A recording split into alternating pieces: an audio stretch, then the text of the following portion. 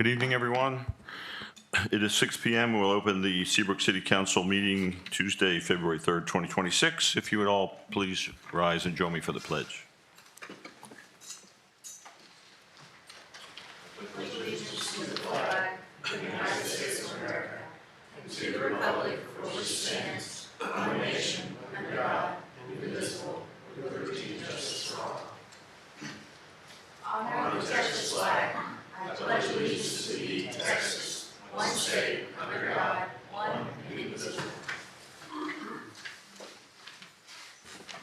Thank you very much. Welcome.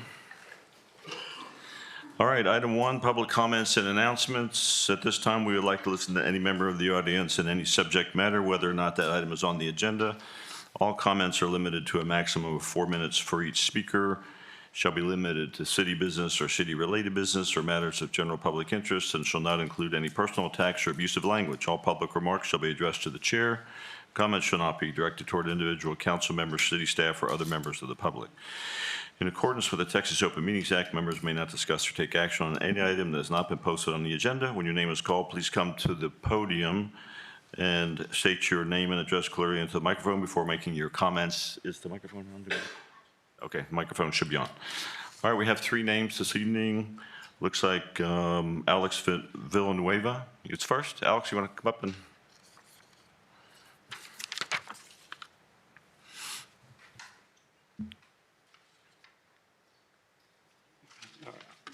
Good evening, everyone. My name is Alex Villanueva. I'm recently moved here to Seabrook. I've been here since June. I moved from the downtown area of Houston. I retired recently. And I live off of Repstorp Road, which is, I live directly across the street from where the Monroe Splash Pad is and Brummerhop Park in there. And I noticed that when you come down Repstorp Road, it is extremely dark, pitch dark. It is extremely pitch dark. At about 8 o'clock at night, there's a lot of street racing down there. I mean, I know that police can't be everywhere. I understand that. Seabrook's not, that big. But my concern is that it is so dark down there that a lot of the days that when there's fog down there, it's hard to see the sidewalks practically when you're coming down Repstorp Road. And I know that Repstorp Road, it goes all the way to 146, all the way down to Nassau Road 1.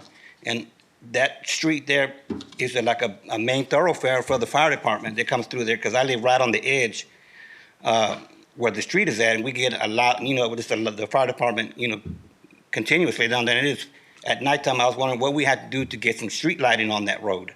That is my concern. Okay. Thank you very much. Thank you. Next, we have Michael Sample.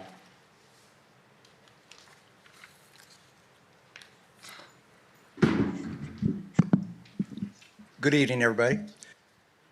First of all, my name is Michael Sample, and I am a resident here in Seabrook. My wife and I, we reside at Seabrook Marina, and I'm here to talk a little bit about my involvement that has been taking place at the City of League City and the ordinance that has recently passed regarding the regulation of those that they describe as liveaboards. We've sort of decided to change that name to full-time mariners. I think it sounds better. As opposed to liveaboards, but more importantly, to talk about the abandoned boats and the derelict boats that exist on the lake.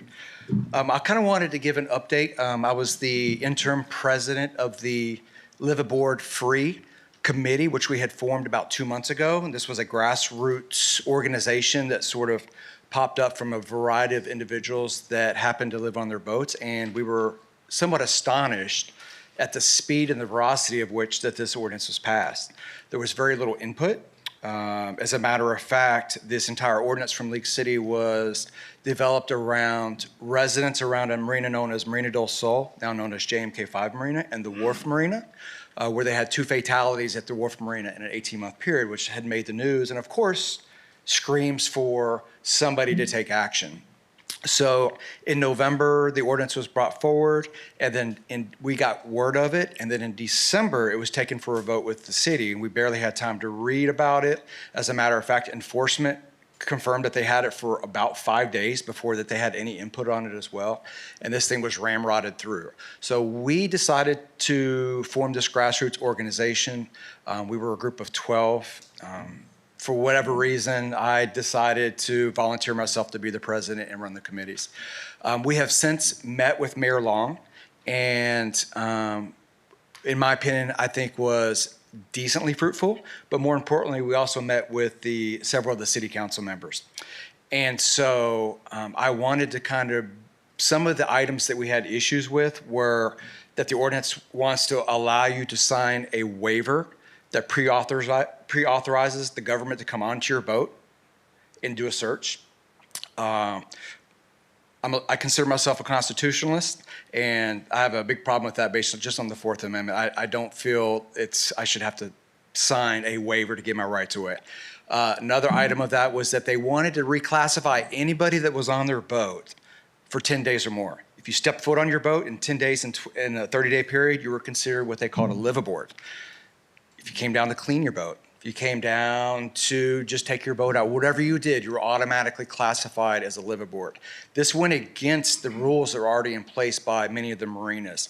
I can attest to this. My wife, Carmen, some of you may know, she manages the marina here at Lakewood Yacht Club, runs a pretty tight ship. That's why I'm afraid to be over there, because I'm afraid she'll run me off, but we won't go there. But more importantly, as of last night, we did get a message from Mayor Long that he decided he was going to offer some concessions to this. And so I just wanted to provide that update for you, because I want to offer myself, if anybody ever wants to have a conversation about this based on my experience, based on what we've gone through, the behind the scenes discussions, I would be happy to share that with you. So hopefully we try to prevent making some of those same mistakes from rushing something through. And all of you are professionals, and I think that we've all learned from that. But 3 of the concessions that the mayor made, I want to make this public, is that he did agree to remove the searches and seizures. The second thing was that instead of 10 days, he was going to make it 15 days. Okay, okay. And then finally, he was going to remove the 12-month prohibition requirement if you failed the inspection. My name is Michael. Thank you very much. Thank you very much. Next, we have Captain Josh Middleman. Same subject, I think. All right. Good evening. I'm Captain Josh. I live over at Lakewood Yacht Club on my boat with my wife. I did not come with a lot of prepared notes tonight because I just got finished delivering a boat to Florida. But the one point that I wanted to add on to what Michael's had to add, when League City is enforcing these rules on the marinas over in League City, those boats that get ultimately kicked out of their marinas end up in Seabrook's waters. So they're creating a problem for Seabrook, whether or not Seabrook, wants the issue. So I don't know the legal channels that Seabrook has to kind of help abate that, but League City is going to make this a problem for every municipality on the lake, not just for themselves. So it is urgent that action is taken to kind of get this under control. And then another point that I wanted to bring up, I don't know who in the county or the state would be best to contact about this, but a lot of us have discussed the idea of somebody in the government creating a mooring field in the lake. A mooring field would be a dedicated spot where boats could be moored safely out of any navigational hazards. They would be safe if a hurricane comes through. They're not going to blow into somebody's home or into the street. A lot of municipalities on the East Coast, they have city-run mooring fields that are very successful. It becomes a cash flow for the city, and it gives you the ability to kind of regulate the abandoned boats in a much more direct and effective way. So those are the 2 things that I wanted to share. Thank you. Thank you. Is there anyone who didn't get a chance to sign up who would like to speak? No? Okay, thank you. Item 1.1, receive announcements from the mayor, city council members, and/or city staff concerning city and community events and city council liaison updates. Anyone? Is this where I give the events for Tyler? Oh, Mr. yeah. Please. Tyler had an unexcused absence this evening, so Summer will be Tyler. Okay, so we have Trash Bash coming up. Are we good? Okay, Trash Bash is coming up on March 28th, 2026. It's a Saturday. The registration is 8:30 to 9 a.m. Cleanup will be from 9 to 11 a.m. And the location is at James Bay Elementary. And then there's parking registration and check-in. If you want to know more, you can go to seabrooktx.gov/trashbash. And just so you kind of know a little bit about Trash Bash, the River Lakes Bays and Bayous Trash Bash is what it's called. And it's the 32nd annual cleanup of our Galveston Bay watershed. So it's kind of a cool event. So if anybody's interested, go ahead and go to the website and take a look. And that's all I've got. Okay. Several of us attended the Clear Lake Area Chamber luncheon representing the city, talking about the World Cup and how our businesses could participate. And then also several of us attended at the BAHEP banquet where we honored Mayor Whitmire last Friday night, which had about 650 people attended. It was a well-attended event. And I think between Summer and I, we have 2 or 3 meetings this week. So Also, I went to the public policy meeting for the first time for Economic Alliance. It's really interesting seeing the developments that are happening in our area through that committee as well. So it was nice to be a part of that. okay, anything else? Thank you very much. Item 1.2, City Manager Update and Report to City Council on various items that require no action, including Seabrook boards and commissions, transportation projects, capital projects, and other city projects. Mayor and Council, just to kind of start with, I'd like to publicly thank our Public Works and all first responders. We did end up holding over all of our first responder and Public Works as part of that group during our recent cold freezes. Here you can see in the cover picture, we took the liberty on the county road out there of going ahead and spreading some aggregate. So in case that we did have any ice overs on the bridge, it was safe and didn't have any problems. But this kind of is a count to our staff and everybody that held over and slept a couple of nights away from their families and made sure they were ready in case anything busted or had any issue. On city projects, we've gone and taken quite a few social media posts to the new platform that we've just released, which is Flash Vote. I wanted to take a second moment here just to kind of highlight that. We have it available on the city website, and we will also, in speaking with our vendor this week, we'll have a text message invitation that will be going out. The text message invitation, again, is held through a database by the vendor. This is nothing that the city holds or has any information. So they'll be sending that blast out through publicly sold data sets that they can get a hold of. So we'll get some additional. Currently, we have about 160 that have opted to participate into the survey. So we're doing really well for our size city and expect to get probably well over 200 in the coming days. On boards and commissions, your Economic Development Corporation will be meeting next week on the 12th. Your Parks and Trails Committee has posted their agenda for February 5th, and they're continuing to work on the Keep Texas Beautiful grant, the $160,000 grant that was awarded as they move through the steps, still working on next steps for that sculpture at the 10th Street exit. They'll also be discussing Hester Park cleanup project on the upcoming agenda. Your Planning and Zoning Commission will meet later this month on February the 19th for a public hearing on Lake Miha for the final plat on Section 4 and a public hearing for a conditional use permit for tire dealer and service at 1902 Bayport. The next 2 slides are no significant updates. There's continuing the lane formation to the north. So we're hoping those open. Then we'll switch to the west side and there'll be the lane configuration coming into town and the 3rd lane completions on both sides. A couple of things without slides is our update on the swimming pool project that's completely rebarred at the swimming pool and ready for a pour on Thursday. Our EMS department is also framed up. They did some cuts on the concrete and they'll be also pouring later this week. And so hopefully we'll start to see some of our beams go up and really start to see that go vertical. Staff, emergency management, and finance have also been diligently working. We got some additional correspondence back from FEMA. So in the background, we are still working on, from disasters past, we have opportunities to tap on grants. So we've gotten some notification that 2 grants that we put in some time ago for a public warning siren system has moved again up in the progress with FEMA, and also for a water line bore over here close to Classic Cafe. So those are 2 rather large projects, and they are moving to the next step in the eligibility. So stop there on any questions that y'all may have. I have one.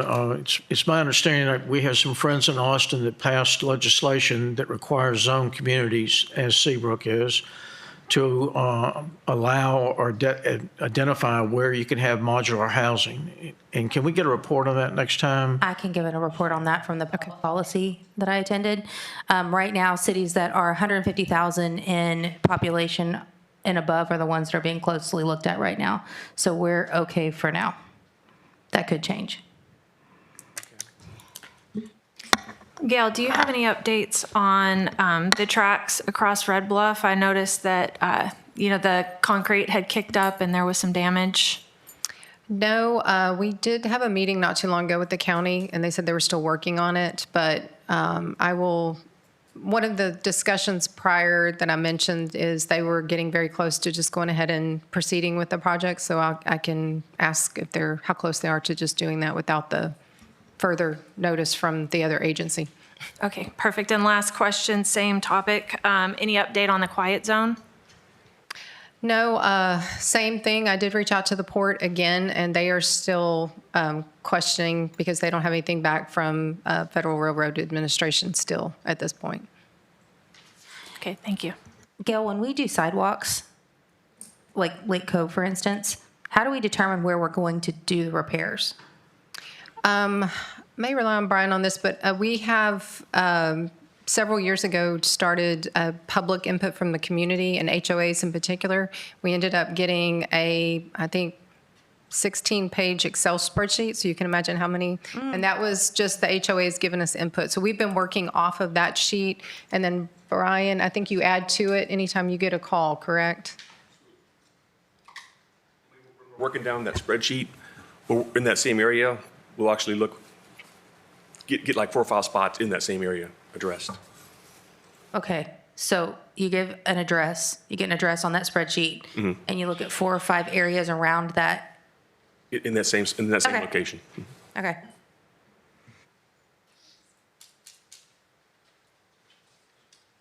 Anyone else? Thank you very much. Item 2, presentations. I do have a presentation to make. Item 2.1, presentation of a proclamation of Bay Area Turning Point proclaiming the month of February 2026. Pardon me, as Teen Dating Violence Awareness Month. I'll go down to the side podium and do that. And Melissa, you're welcome to join me.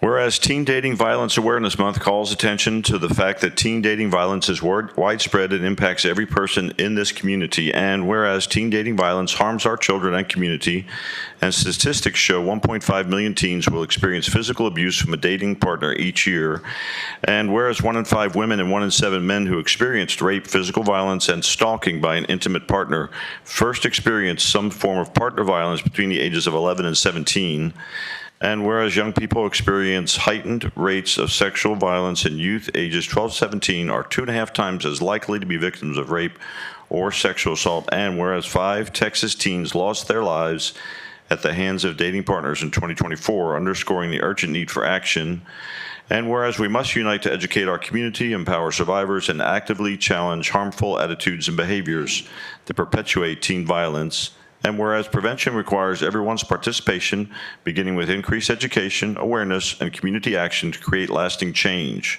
Now, therefore, in recognition of the important work done by domestic violence programs, I, Jim Sweeney, Mayor of Seabrook, Texas, do hereby proclaim the month of February as Teen Dating Violence Awareness Month and encourage ongoing collaboration with Bay Area Turning Point to strengthen prevention efforts throughout our city. In witness thereof, I have heretofore set my hand and caused the seal of the city to be affixed the third day of February 2026. Thank you very much. You want to have someone take a picture? Yes. Okay. We get a volunteer to take a picture? Mandy? Mandy, I'll volunteer you. Okay, good. Do we have to come up? Sure.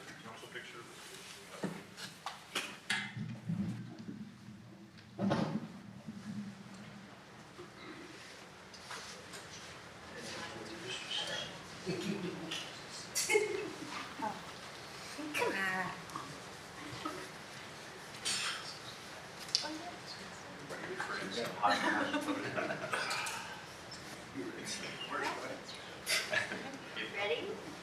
1, 2, 3. Try one more. Done. 1, 2, 3. Thank you, everyone. Thank you.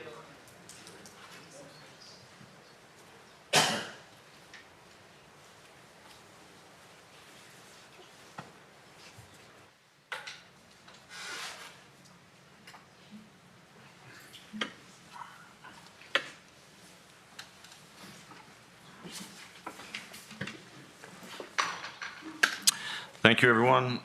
My wife and I have been longtime supporters of the Turning Point. We hope that you all will be as well. That was just personal for me. Item 2.2, presentation of the Seabrook Police Department Annual Report for 2025. Oh, Chief's already there. Good evening, Mayor, Council. The 2025 report is what I'll be presenting to this evening. Just a couple of things I'd like to point out. The staff are really the ones who make all of our successes possible. If it weren't for them, the numbers and everything that we do wouldn't even happen. Every challenge I've put before them, they've met. They actually tend to exceed all of my expectations. So I couldn't ask anything more from our staff. Any way we can make that here? My eyes aren't nearly that good. The org chart has pretty much remained the same. I did pull 2 of the day shift units into traffic units to bolster that. They're still on day shift, but they work a 5/8 schedule instead of a 12-hour schedule that rotates. So they're still available for calls, but their focus is more on traffic and getting the roadways clear and keeping them clear more quickly. This depicts our calls for service for the year. It looks as though we had a total call for service that's higher than last year or higher than 2024, while in fact it's lower. The reason that total calls for services spiked is because in January of 25, we took on Lakeview Police Department, the dispatching function. So that total is dispatch's accomplishment because they did dispatch that many calls. However, they weren't all in Seabrook. I think Lakeview had a little over 6,000. So our numbers actually all went down across the board. So it's good news. Roadway safety, since I've been here, we've continued to work toward dealing with TxDOT, making any changes we can, increasing our traffic enforcement and education, just so that we change bad behavior while people are motoring so that they're safer drivers. We've been successful year after year, and our numbers continue to go down as far as crashes. Citations and stops are still pretty steady, but we want to keep that education going because it actually is resulting in a much better driving community. Our roads are safer every year. We'll get into that in just a minute with a crash overview. This past year was lower than any year in the last decade. So going back to 2016, which is as far as I can go back in the state's records, 2025 was the lowest year, substantially lower than any other. So we want to keep that trend going. I don't know that I'll be able to drop it that much again, but we'll keep it down.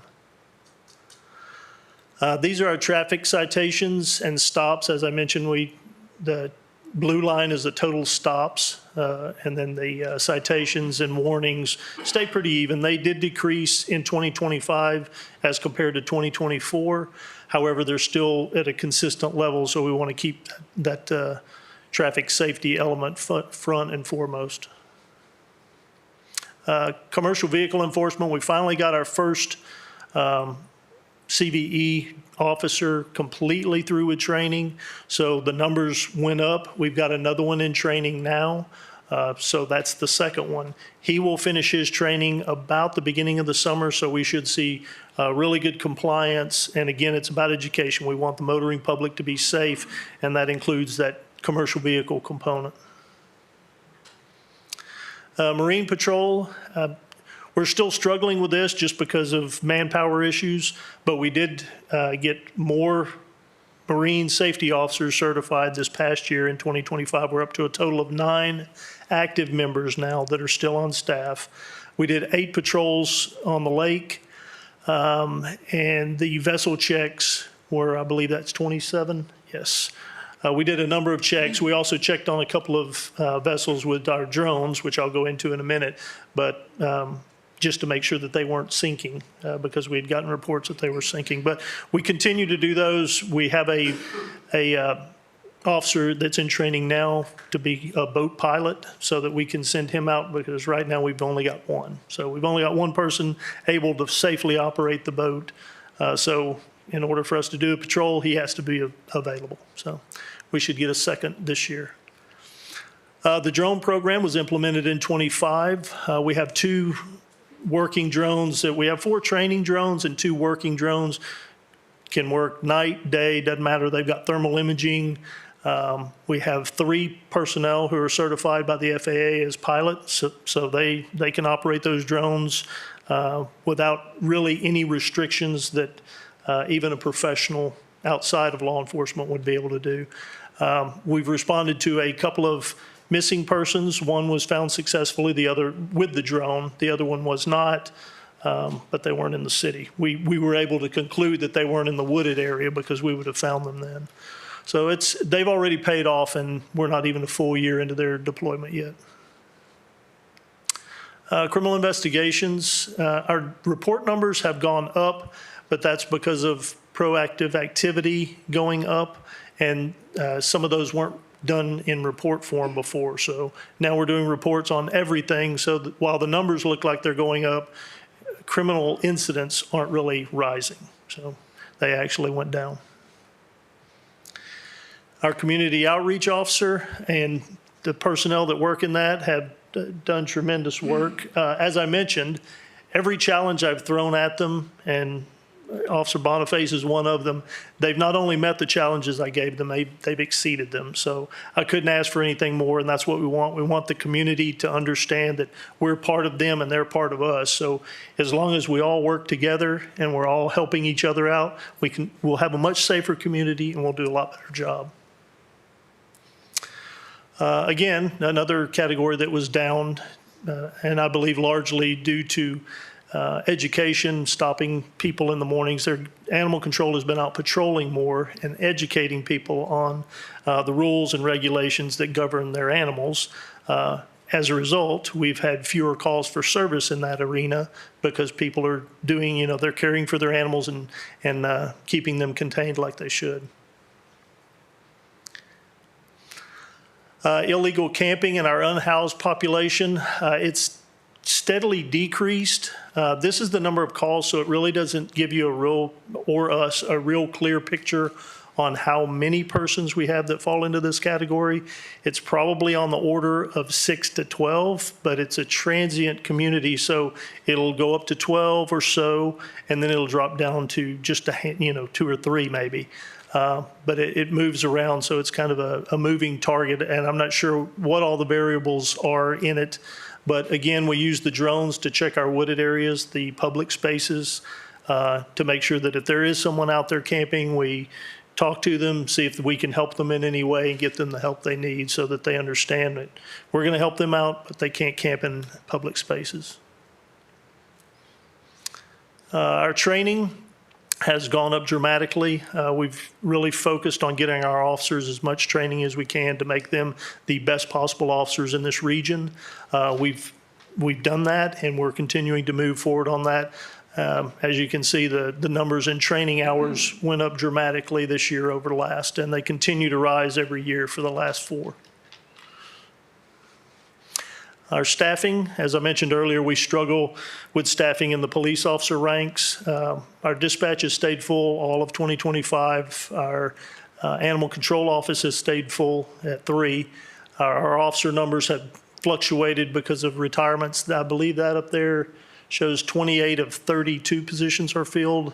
We just hired one that starts on Monday, so it'll be 29. So it's a sliding number, so we're just constantly working at it.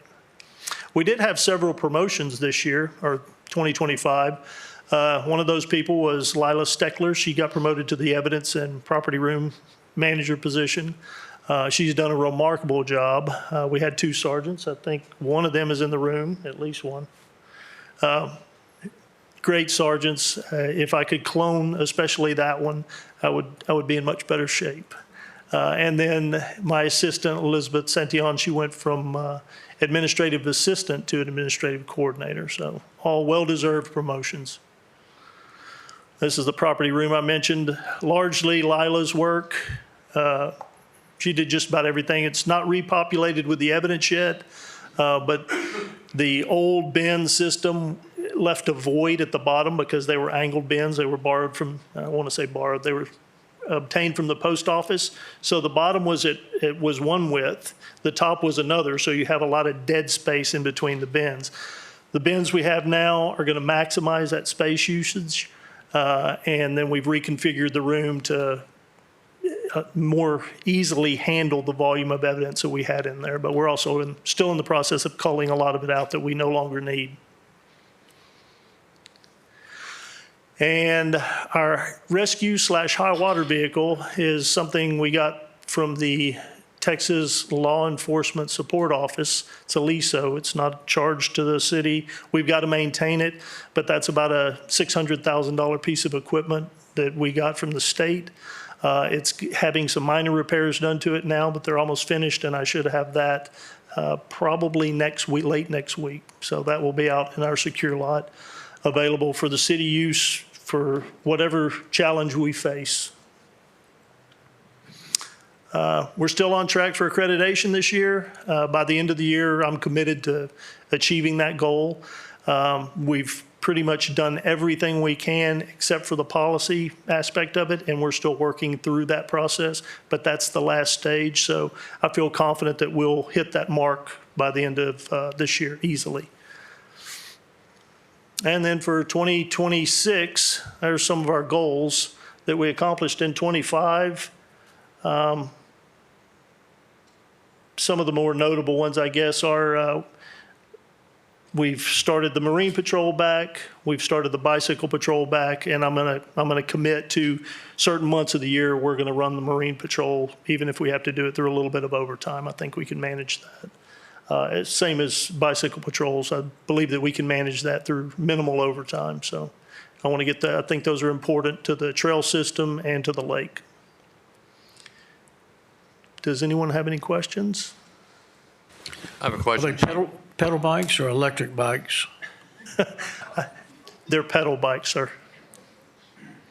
I have a question, Chief. I know a lot of people have, especially this last Christmas season, got a bunch of electric bikes for gifts, and there's been a lot of people have been using them more on the streets. Have our officers had any issues with the with them, or people using them inappropriately? There has been some inappropriate use. I think the kids and maybe some adults think a bike is a bike, and they're not. The motorized bikes shouldn't be on the trails. And I know back when I was a kid, which was probably a long time ago from some, we got tired when we rode fast, and that's why we slowed down. The kids now, they can get on these electric bikes and they go fast until the battery dies.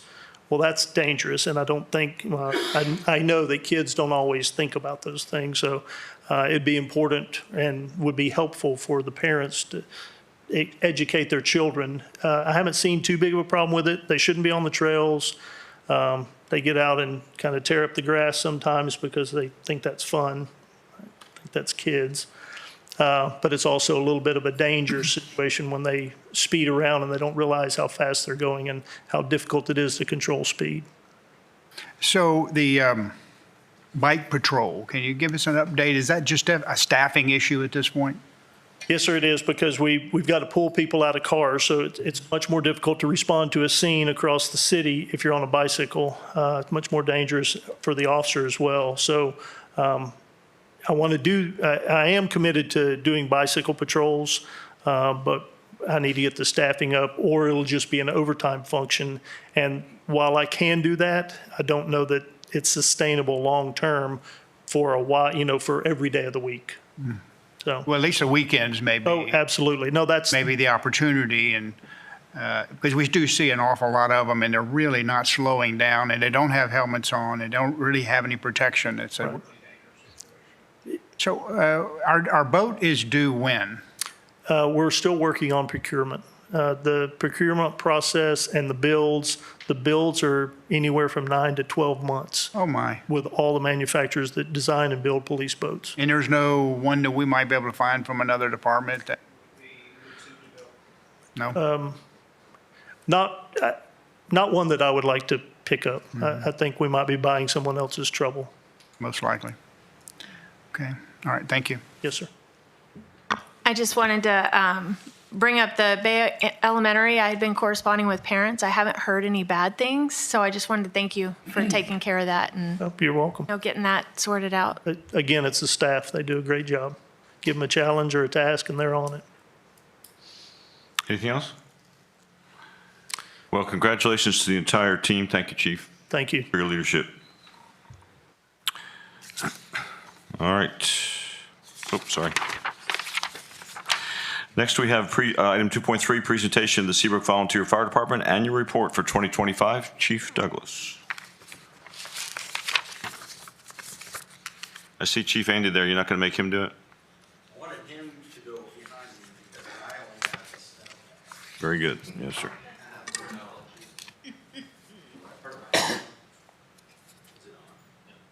Is it on? All right.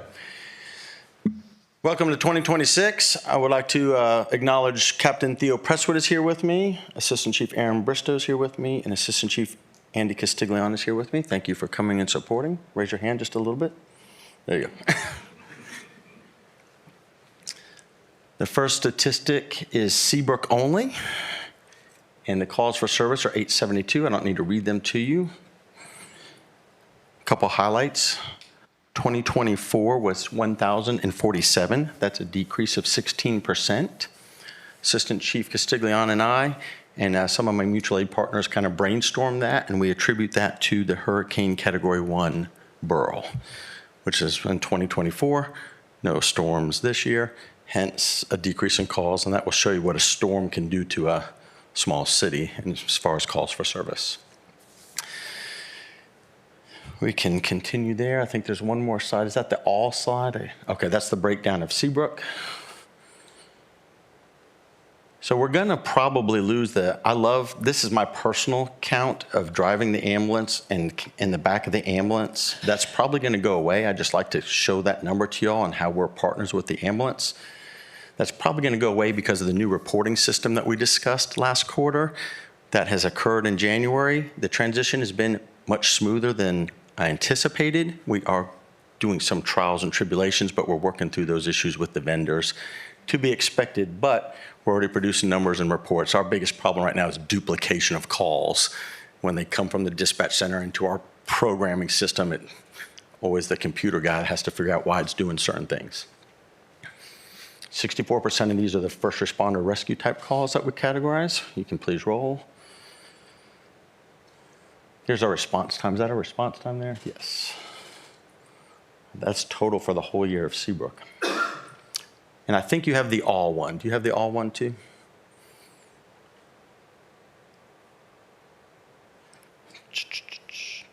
That's all. I do want to point out that all means Seabrook, Waterway, Mutual Aid, El Lago, and Harris County.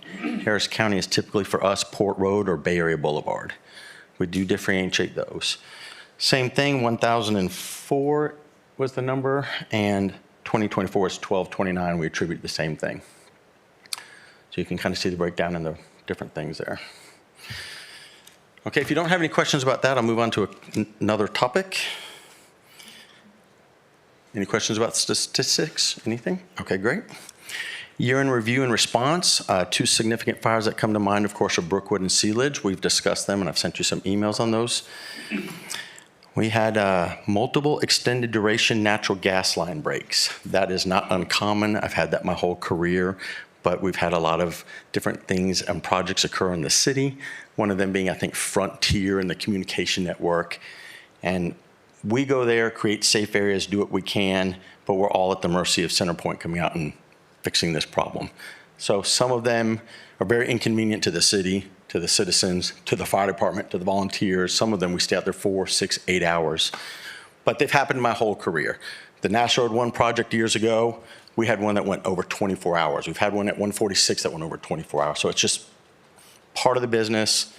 But as always, call before you dig. So if you're putting in a fence post or you're doing some type of work in your house or you're a contractor, you should always call before you dig, get those lines marked.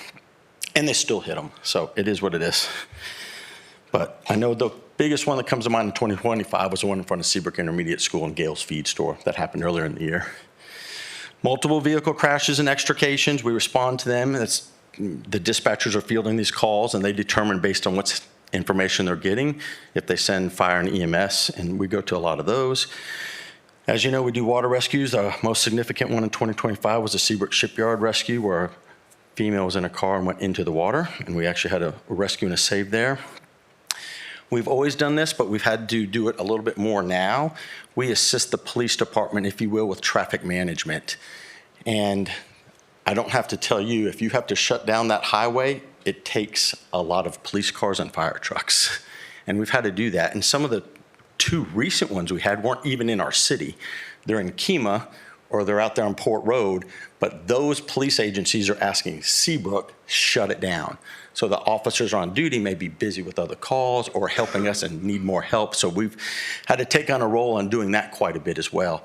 And just pointing out that we do that. Just like the police department and everybody else in the city, I'm very proud of the volunteers that when we ask them to stand up and do standbys like this ice storm, they come to the station, and we had it in mass this time. I don't even know what the numbers were. 10 people standing by, sleeping, eating at the station, and answering calls. Although we avoided an ice catastrophe, we ended up running 7 calls, all directly or indirectly related to those types of issues. So very proud of the members for that. And I'll roll on to my last subject so we can finish up. Improvements. Y'all talked about the the police department vote. You will be voting next council meeting, I believe, on the public safety funds to buy the fire department a boat. We're in the exact same position as they are, 12 to 18-month lead time to get it. And we're replacing, as you know, the 25-year-old boat. It's a very similar type of boat. So we're very excited about that improvement and looking for your support in that next city council meeting. And it's already done the steps through the public safety committee. Our roster is growing, and there's a lot of times you can't put a finger on what it is. I can attribute it recently, and this has happened before in my past. We've had some young men join that are 16, 17 years old, and they're in the JROTC at Clear Falls. So there's nothing like bringing in your friends. And then their parents, well, you can join, I can join, and things just kind of snowball. So our roster's sitting at 65 right now, and that was a count just this week, because the training officer out there does a training roster, and I said, how many people on that roster? And it was 65. So that's really good. We're super excited about the training tower. That's about to begin, and it should, hopefully groundbreaking and completion will be this quarter. That's going to be a huge game changer for our training. Station expansion is progressing. As you know, you got an update from the city manager earlier, and all that is smooth. 2025, I showed you pictures of us doing joint trainings with our mutual aid partners in Port of Houston. We've had an unprecedented number of public relation events in 2025. They've slowed down a little bit now after Christmas, which is good. We could use a breather. But as soon as spring rolls around, I'm sure they'll crank up again. And we have an engine that's been on order for 2 years. I did check on that. Everything is good and progressing. We're still in the queue. The first step in that is what they call a pre-build, where we'll send people to Appleton, Wisconsin to sit with the engineers and the salesmen and sit on the floors of where these apparatus are built. And typically, once that pre-build occurs, it's about a 9-month process for them to cut metal and make a fire truck. I don't think that will happen until 2027, so we're still in that queue. So lots of long-range planning, and that's it. I will entertain any questions you have. Anybody? Chief, thank you. Thank you to the team, to the volunteers. Once again, wonderful report. Thank you. Okay, thank you. We Appreciate you. Thank you. I should have done this immediately after public comments before I started a consent agenda. I want to briefly make a few, to clarify a few factual items raised during recent public comments so the public record remains accurate. First, regarding council chamber seating on January 6, 2026, City Council approved the purchase of new court and council seating in the amount of $22,235.71. The arithmetic on the public comment was incorrect. That purchase included 75 guest chairs and related equipment, an average cost of about $300 per chair, not $1,000 per chair. These chairs were funded entirely through the city's public educational and governmental, or PEG fund, not the general fund, not property taxes or sales taxes. The item was presented publicly and approved by a majority vote of City Council. Second, questions regarding the TxDOT median installation on NASA Parkway were addressed in the mayor's factual statement entered into the record at the December 2nd, 2025 council meeting. That statement accurately reflects the city's limited role in TxDOT's independent engineering decision, and it remains accurate. Third, regarding the Seabrook Police Department facility. After voters declined bond proposals for construction of a new police station, council approved renovations to the existing police facility. On December 2nd, 2025, council unanimously approved a job order contract in the amount of $464,318.52 to renovate the existing police station to maintain safety and functionality in a nearly 30-year-old building. These clarifications are offered to ensure the public record is accurate and complete. Thank you. Item 3, consent agenda. Item 3.1, I'll read these first, then we'll do. Item 3.1, approve the minutes of the January 2026 City Council meeting. Item 3.2, consider and take all appropriate action on the second reading of ordinance number 2026-03, an amendment to Appendix A, comprehensive zoning, Article 3, establishment of zoning districts and associated regulations by adding supplementary provisions for fencing within all the sections that we talked about last time, all under the subtitle supplementary regulation. Move to approve the consent agenda. Councilmember Hammond makes a motion to approve. Councilmember Tolet seconds. All in favor? Opposed? None? Unanimous? Thank you. Item 4, new business. Item 4.1, consider and take all appropriate action on the first and final reading of ordinance 2026-04, ordering the general city election to be held on May 2nd, 2026, and a runoff election on June 13, 2026, if required. I'll just read this first part. An ordinance calling and establishing procedures for the general city officers election for council positions 1, 3, and 5 to be held on May 2nd, 2026, and for a runoff election on June 13, 2026, if required, and making other provisions related to these elections. Move to approve 4.1. Second. I have a motion from Councilmember Hammond to approve at 4.1. Councilmember Sanford seconds. Do we have any discussion? I do have a comment to make. No? Okay, so we're going to hold the election in this room, the early election as well as the election. So that coincides with an April 22nd City Council meeting. We'll have to make a decision to either cancel that meeting outright or to move that meeting to Public Works. If we move the meeting to Public Works, as I understand it, we'll only have a audio recording available since there is currently no video recording equipment at Public Works. Do we have any ideas? Anybody care to throw something out there? Just go to Public Works. It's not a big deal. Everybody in agreement with that? I'm fine with that. I don't care. It's fine. We'll continue to hold the meeting. There'll be stuff that comes up we'll need to discuss. We'll move it to Public Works. Okay, thank you. Anything else? Okay, item 4.1, we have a motion and a second. All in favor? Opposed? None? Unanimous? Thank you. Item 4.2, consider and take all appropriate action on the approval of Task Order 4 for geotechnical services on the East Meyer Road reconstruction project, that's CIP S26, under the professional services agreement between the City of Seabrook and Terracon in an amount of $73,255, and authorize the city manager to execute proposal and associated documents. Move to approve 4.2. I have a motion from Councilman Hammond to approve. Councilman Tolet seconds. Brian is up here if anybody has any questions. Do you have any comments, questions, debate? Hearing none. All in favor? Opposed? None? Unanimous. Thank you. Thank you, Brian. Item 4.3, consider and take all appropriate action on the approval of an interlocal agreement between the City of Seabrook and the City of Clear Lake Shores, Texas for animal control services and authorizing the city manager to execute the agreement. Move to approve 4.3. Councilmember Hammond makes a motion to approve. Second. Councilmember Tolet seconds. Do we have any questions or discussion about this? Everybody familiar with it? Okay. Hearing no discussion. All in favor, signify. Opposed? None? That's unanimous. Thank you. Counselor, you had something for us at this time?